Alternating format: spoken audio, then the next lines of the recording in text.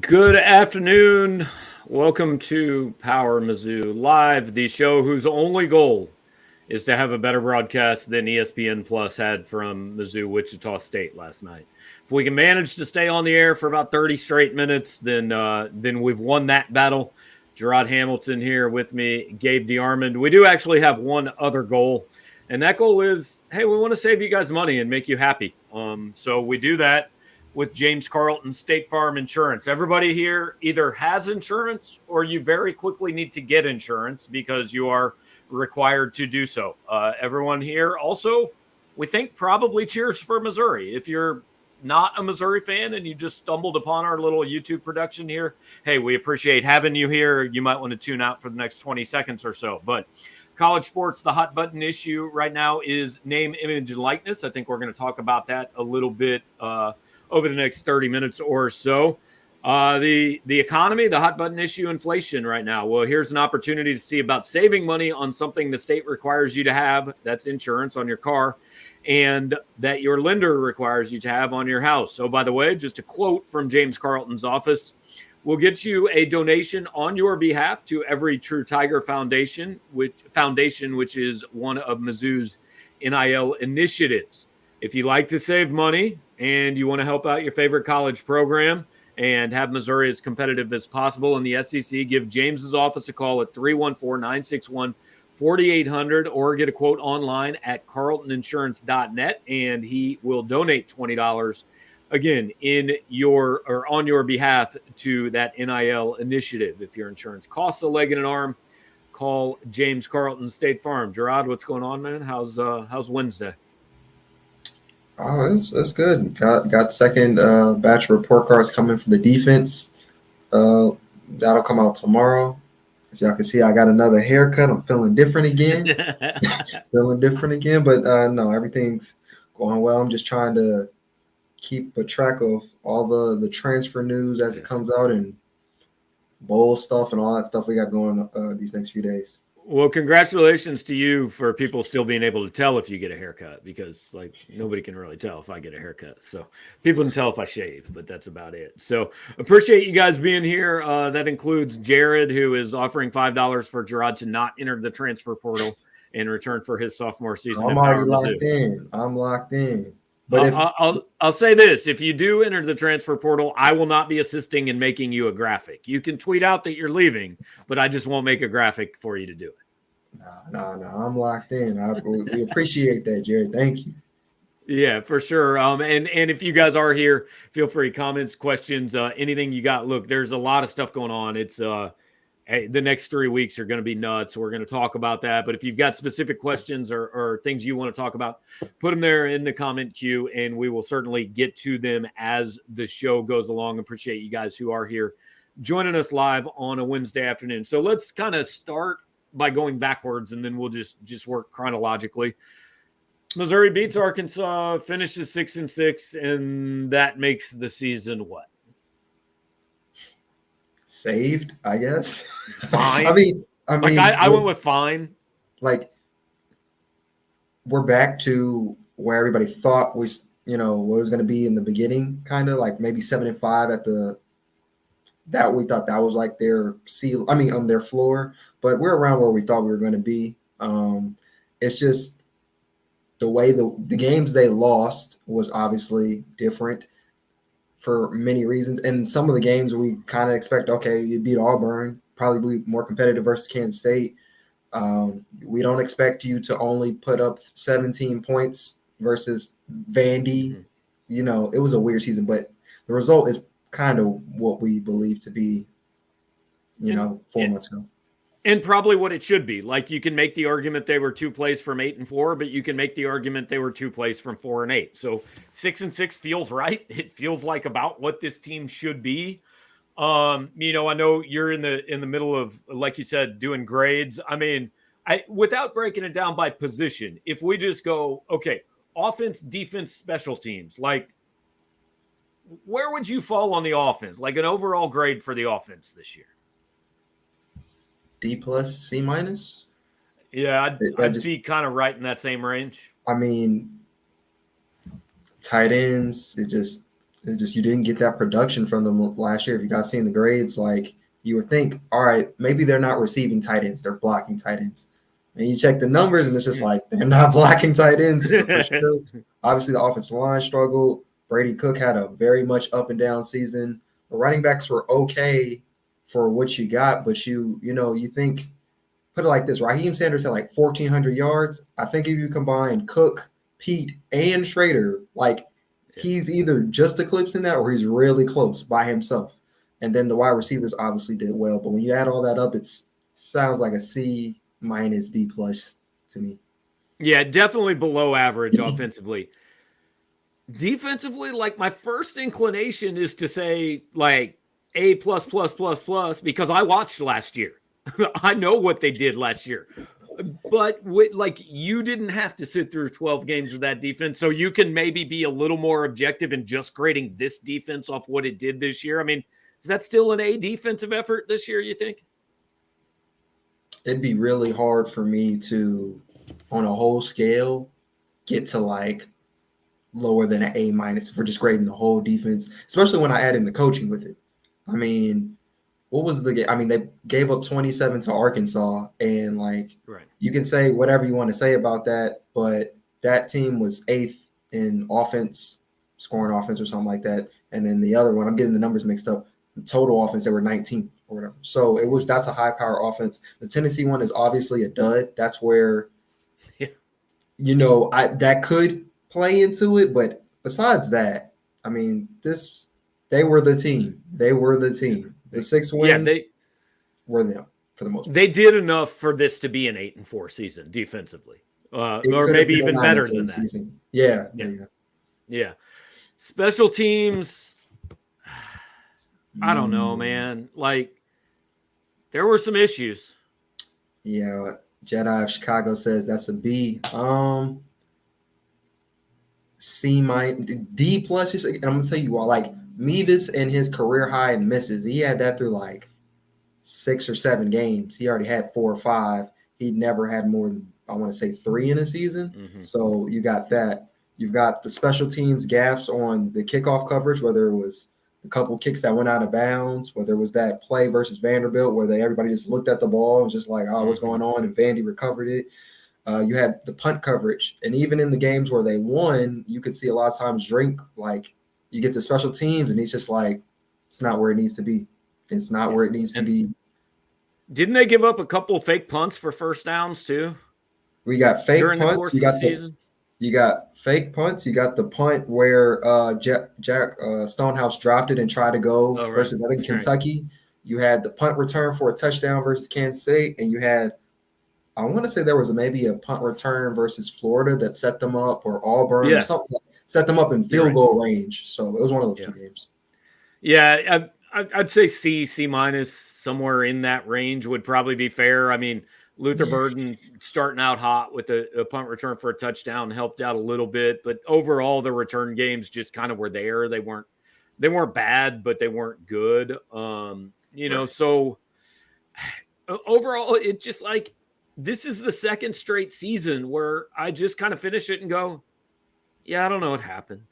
Like, there's nothing that really tells me. I said coming into this year, all I want to get to the end of this year, and I want to know if I should feel good about the direction of things. And I don't know. I don't know that I feel bad, but I don't know that I feel good. And so I'm here just, I don't know. They played a season. They're a 500 team over the last 3 years. That's just what they are. It's just, I don't know if it's going up, going down, or it's just kind of like you're just driving I-70 across the state of Kansas. They're just going. Exactly. So we're going to get to some of your guys' comments and questions because a lot of them have to do with the stuff we're going to talk about anyway. So let's just start with this, Jarod. This is college spans, man. Season's over. We already talking next season predictions. And look, here's why I put this one first. I don't know who's going to be on this team on Thursday, much less next September. Yeah. We're talking, we got 9 guys who are reportedly going to be in the transfer portal, whether they said it or their reports or whatever. that number can add by, another 5, 6, 7, 8. We don't know. We don't know who's going to play in the bowl game that I'll be going to in a month or whatever that is going to be. So it's hard to predict next season. And we're going to talk about how much, like, even without the transfers, the guys that are losing to the NFL and things like that, like, they're going to be rebuilding a lot more than we think in our heads, because I feel like we have the tendency to think with your NFL teams or any professional teams, like, all right, we got this. Now we just got to go to this side. It's not going to be that easy. Right, because literally every one of their players is in a contract year now. I mean, it's like you had an NFL team that went 9-8, and now you're going, okay, you got 53 dudes that are free agents. Go figure out if you're going to re-sign them. And I mean, the comment said he needs to be better than 6-6, or he's going to be on a hot seat. I agree with that, and like, it was a comment that really kind of went under the radar, I think. But it was a few weeks ago whenever I asked him, what would he point to as progress for this program? And somewhere in that long answer, he said, and our schedules are starting to set up to win some more games. Like, this is him, man. He's saying the schedule's getting easier. So 6-6 next year ain't it. I mean, it has to be better.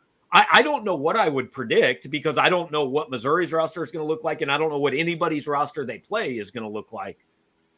But it needs to be better than 6-6 is what I would say. For sure. And with the quarterback uncertainty, that, like, even if we have the whole roster, if we don't know who the quarterback is, I still couldn't give a prediction. Yeah. So let's talk. One. Let's talk about that. I mean, AU Stock says, do you think Mizzou would go after the Michigan transfer QB? Look, I mean, there's no obvious connection that I know to Cade McNamara. Graham Mertz from Wisconsin is in the transfer portal. There are some connections there. He's a Kansas kid, but frankly, he has not been a super successful quarterback. I don't know how to answer the question whether Missouri will look at a transfer quarterback or not. I think no, but I don't know that for sure. I mean, so it's pronounced Jabari Johnson? Yes, I believe so. Okay. So let's say Cook stays, and they got Johnson. Macon said he's leaving, and they got Horn. Okay. So I guess you don't have to, but it just seems like we know they want the experience, maybe just for the sake of having that in the QB room, like how they brought in Jack Abraham, and they thought he could have probably or possibly played. Obviously, that didn't happen, but I think at the very least they probably get someone just for the experience. Maybe I don't know. I just think this whole discussion comes down to what they think of Sam Horn, and I don't know what they think of Sam Horn. I know what I think of Sam Horn, which is I don't have a damn clue because I haven't seen him play football. So like I don't know if he's good, bad, or indifferent. But if they think by December 29th or whatever that Sam Horn is a guy that can start at quarterback for them next year, then hey, I think that's what they roll with, and they take the risk of Brady leaving, and it is what it is. Because I know everybody thinks, well, Brady loves Missouri and he won't leave, but like he's been a starter. He doesn't want to not be a starter next year. I don't see him sticking around to just mentor Sam Horn and be a backup over the last 2 years. Like, that's not why say what you want about Brady, but he's quite clearly a competitive dude.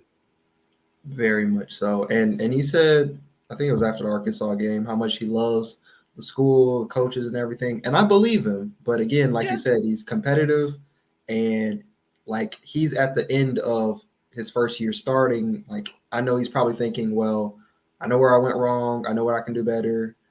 Just like how he's after the bye week. He clearly improved. I bet he thinks he gets another offseason. He can show he's still a Power 5 quarterback, whether it's here or somewhere else. And if I'm him, and I think we've had this conversation, but I'll just say it here. If I'm him, I'm in Drinkwitz's office this week saying, look, you spent all offseason trying to replace me, and you couldn't do it. And I beat out all the guys, and I won the job, and I got better, and I was a big reason this team went 4-2 down the stretch. I quit turning the ball over.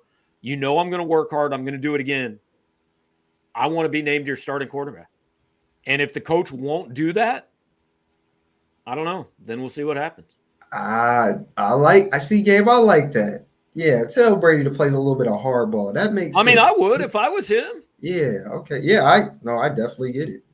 Because the thing is, if you just go into if what he's told is, hey, we're going to let you compete for the job. Well, what happens if you lose it in spring football? You've just wasted an entire semester where maybe you could have gone some.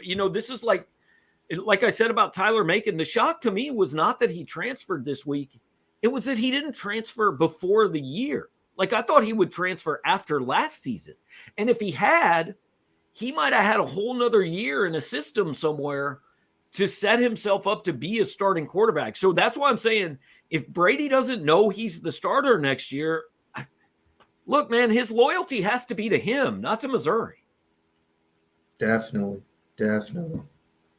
So it'll be interesting. I mean, we're going into year 4, and one of the major questions we have is the quarterback situation. So, all right, so let's get to talking about this a little bit. Mizzou fan number 7 wants to know if it's going to be the Birmingham Bowl.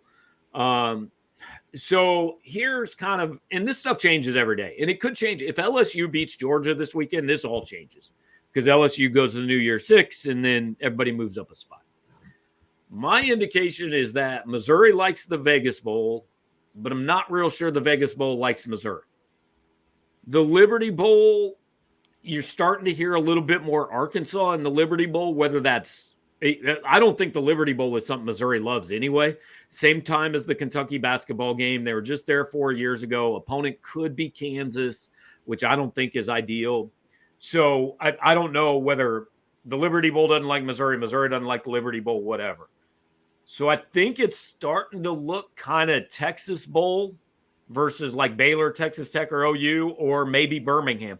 I still don't think Missouri slides to the Birmingham because I think Florida is going to end up there, but that's based just on my opinion. And what about the Music City, Gator, Gasparilla? Like, first off, I want to know, because it seems like they try not to say, like, outside the New Year's 6, it's just like all these bowls are the same, but it doesn't feel like that. There seems like there's clearly a hierarchy after the New Year's 6 where it's like Music City Bowl is still for like teams that are like 9-3 or something like right. that. So once you get past the New Year's 6, the Citrus Bowl takes the next best SEC team, whether that's number 2, number 5, number 9, whatever.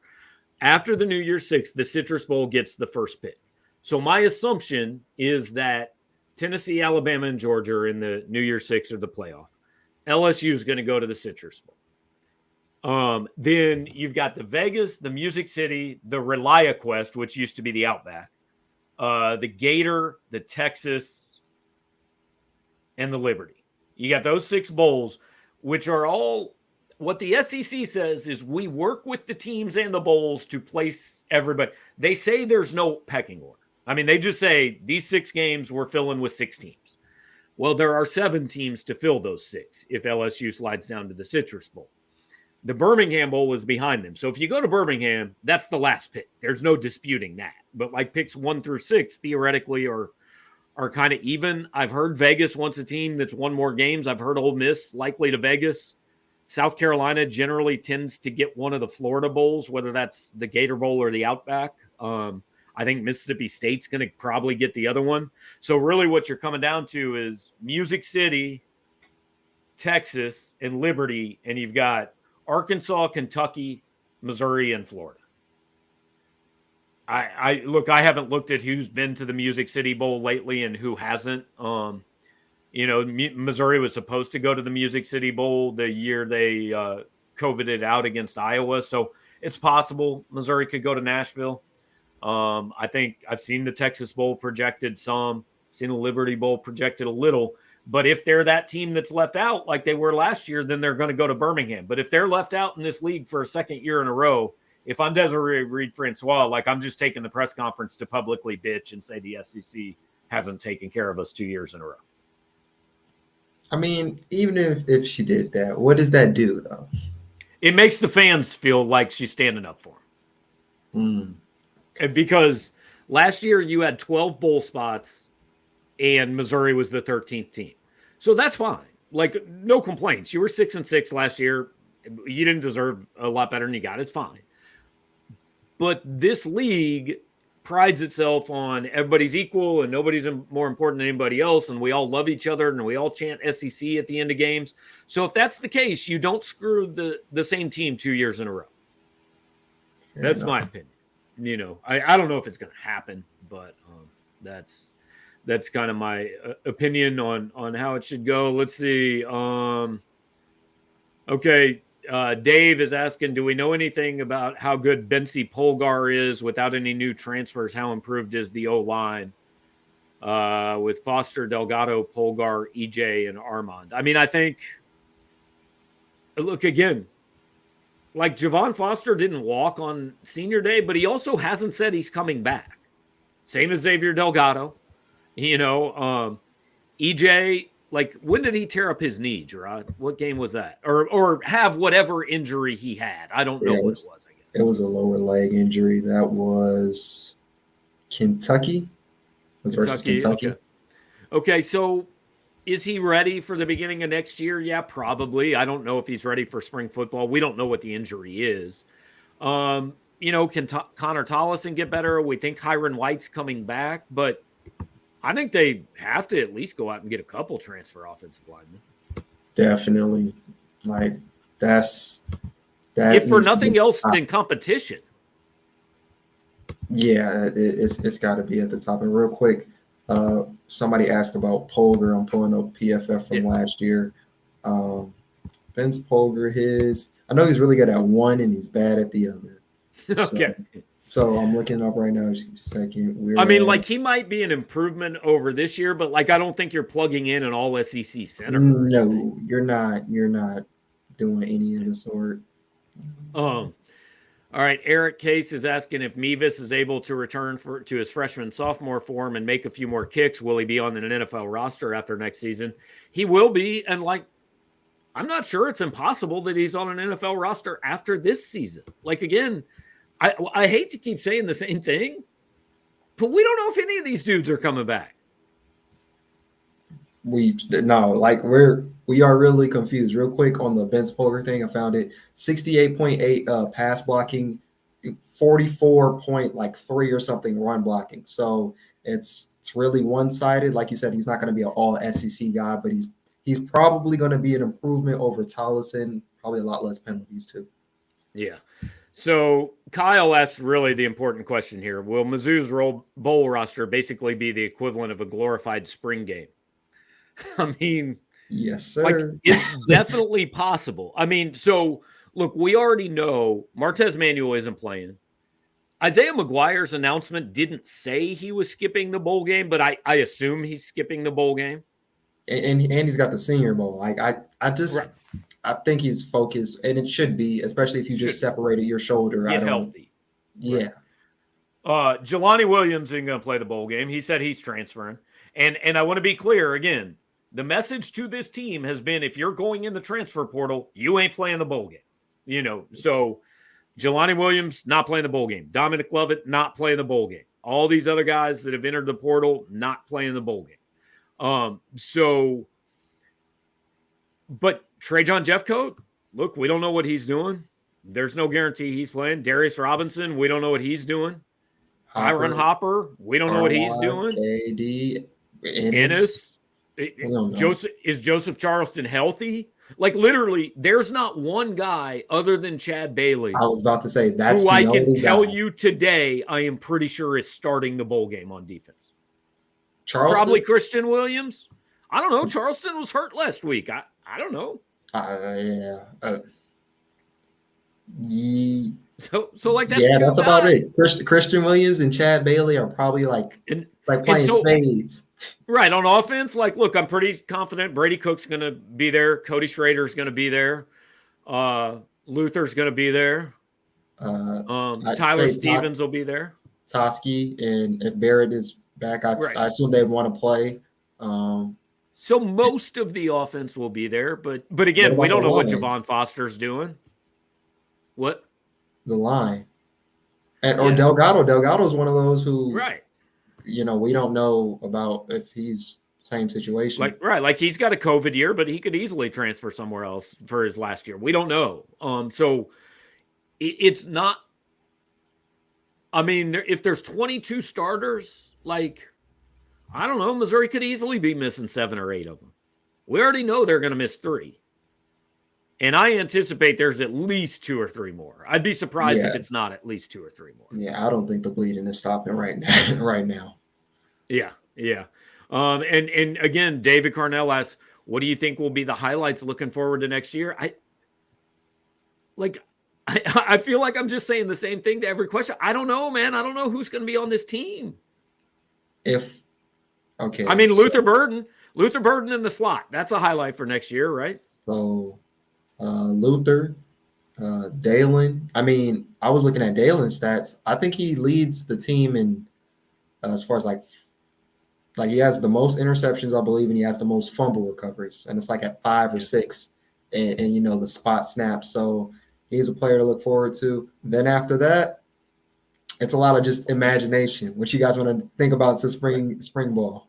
I feel pretty good saying Christian Williams and Jaden Jernigan are going to be back in the middle of the defensive line. Yes. You know, and I think you're probably going to get an extended look at Arden and Johnny Walker at defensive end in the bowl game. You know, again, assuming that those guys, I mean, we have no reason to think they're not going to be there, but you just got to qualify everything these times. Cody Helderman gave the special teams a W, by the way. That seems like an incredibly low grade. Yeah. Oh, maybe he meant a win. Yeah, but I was thinking for being clever with it. Right. I thought he was going like below F all the way down to W. I don't know. Maybe go back earlier in the show when I was saying there was a number of problems that I don't know if it was so much of a win. Yeah. So Freeway Jarod wants to know how big a difference is 7-6 versus 6-7. And like, look, it's different. I mean, how different? I don't know. It's more. It's probably means more if they somehow end up facing Kansas in the Liberty Bowl. I heard this on Mizzou that too. And as far as like playing with a depleted roster versus a team that have nothing to lose and that did way more than they were expected to, and that being sandwiched in between playing basketball, Kansas, December 10th. Yeah. So you don't want a couple losses, but if the whole team, if all the great pieces that made the team get back to 6-6 leave for the most part, not too much. Right. I mean, I think it'd be big for Missouri to win a bowl game because they would have a winning season. It would be their first bowl win since 2014. Like, the fans want to win this bowl game.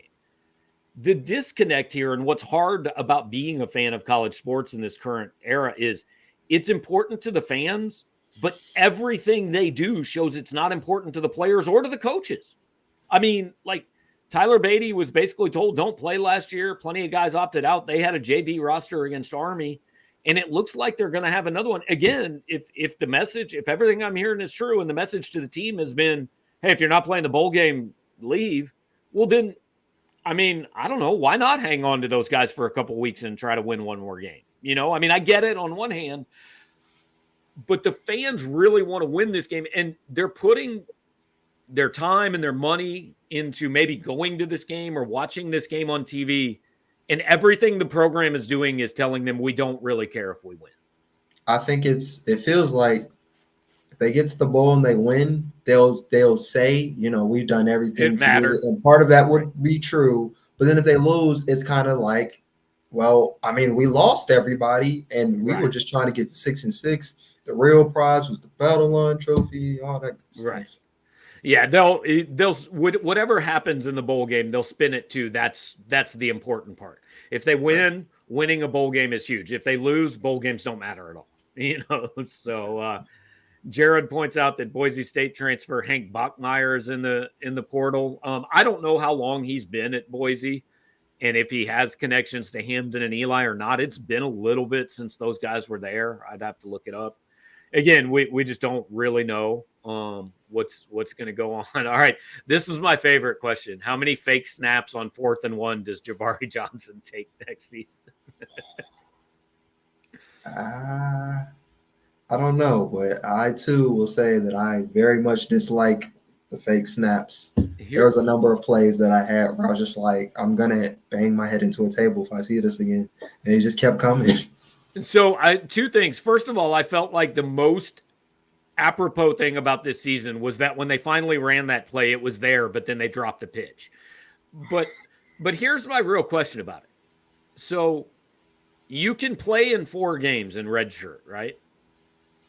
If Jabari Johnson were to take the field and get under center on 4th and 1 in 5 different games, but not actually take the snap in all 5 of them, that's not a play. So he didn't actually play, right?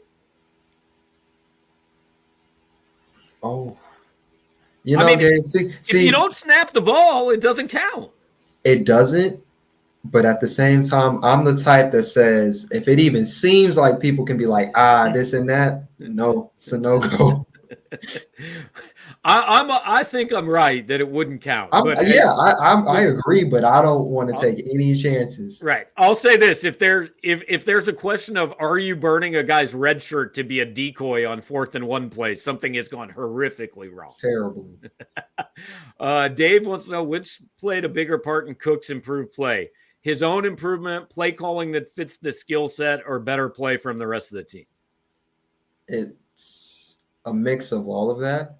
So the play calling, I just think they did a lot more. Like after the bye week, we saw a lot more of the jet sweeps, just things to get the ball out of his hands. And it just felt like from around the Vanderbilt game on that it was just like hike the ball, quick slant, hike the ball, screen, whatever to get the ball out of his hands. And then he could take the occasional deep shot. He did get better with some of his reads. He still has a very long way to go with reading and throwing instead of reading, making sure you're open and throwing, but he definitely got better than, where he was week 2 or 3. The wide receivers played better. There was a couple games where it's just like, hey, there's actually a wide receiving core of 3 or 4 guys making plays, not just 1 or 2. And then the offensive line started to play better the last 3 games when Armand Mimbo came in there. And then even at South Carolina when EJ was in there, that was one of the better games.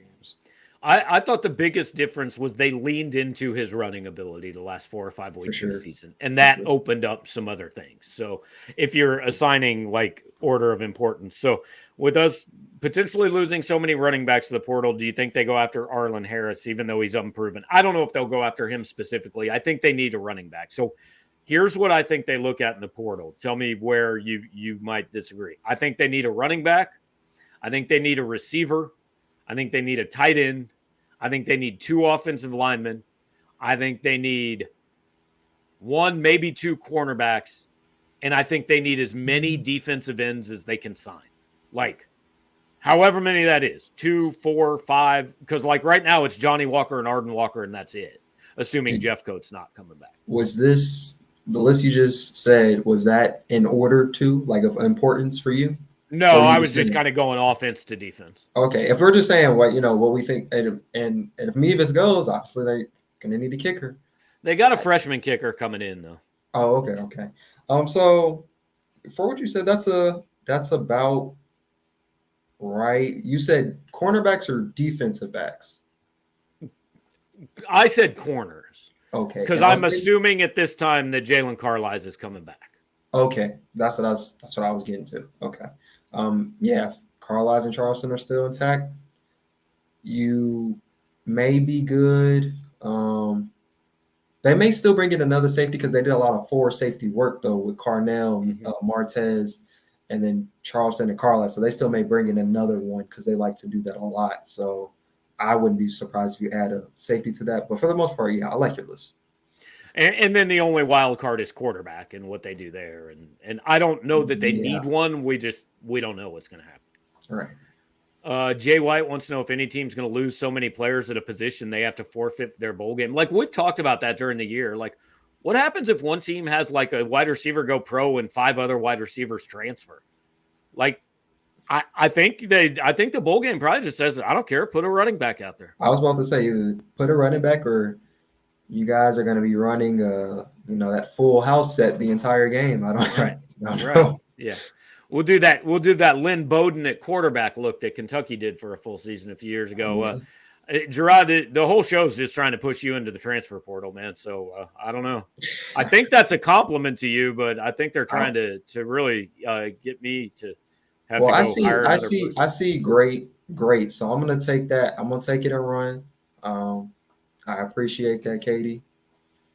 This comment says that Charleston will play in the bowl game and Tyron's going to go pro. I don't know if that is speaking from a position of knowledge or if that is opinion. But I wouldn't be at all surprised to see Tyron Hopper go pro. I mean, I think he had a year that would give him the opportunity.